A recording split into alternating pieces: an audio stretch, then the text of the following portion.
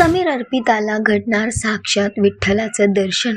वारकऱ्याच्या रूपात येऊन विठुराया देणार समीर अर्पिताला आशीर्वाद. तू अनोळखी तरी सोबती या मालिकेची कहाणी इंटरेस्टिंग आणि एक्साइटिंग वळणावर येऊन उभी आहे. तर मालिकेत ट्विस्ट आणि टर्न्स बघायला मिळत आहेत आणि या सगळ्यातच मालिकेच्या येणाऱ्या एपिसोडचा नवीन धमाकेदार प्रोमो समोर आलेला आहे, ज्यामध्ये आपल्याला बघायला मिळते की अर्पिताचा भाचा आहे तो धावत येऊन अर्पिताला घट्ट मिठी मारतो आणि म्हणतो की मामी, मला मूर्ती कुठेच भेटत नाही आहे. इकडे बघायला मिळतं की आषाढी वारीची सगळी तयारी झालेली आहे. विठुरायाची पूजा अर्चा होणार आहे आणि या सगळ्यातच आता मूर्ती भेटत नाही आहे म्हणून सगळे चिंतेत आहेत. पण तेव्हा एक वारकरी आहे ते तबला घेऊन तिथे पोहोचतात. त्यांच्या पायाला दुखापत झालेली असते. ते बघून समीर अर्पिता त्यांना एके ठिकाणी बसवतात आणि त्यानंतर त्यांची सेवा करतात. दोघेही तिथून निघून जातात. तेव्हा त्यांच्या या सगळ्या वागण्याने ते वारकरी खूप खुश होतात आणि ते विठ्ठलाचं नाव घेतात. त्यानंतर कळतं ते वारकरी तिथून निघून जातात. इकडे समीर अर्पिता म्हणतात की ते बाबा कुठे गेले. त्यावर अर्पिता समीरला म्हणते की कदाचित ते विठुरायच असतील, ते आपल्याला दर्शन देण्यासाठी आलेले असतील.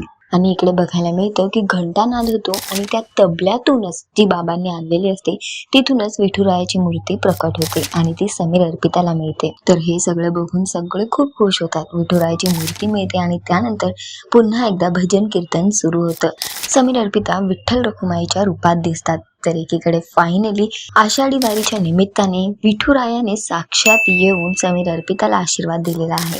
तुम्ही किती इंटरेस्टेड आणि एक्सायटेड आहात येणाऱ्या एपिसोडसाठी आम्हाला कॉमेंट करून नक्की सांगा आणि अशाच टेलिव्हिजन अपडेटसाठी टेलिगप्पाला लाईक, शेअर, सबस्क्राईब नक्की करा. नमस्कार.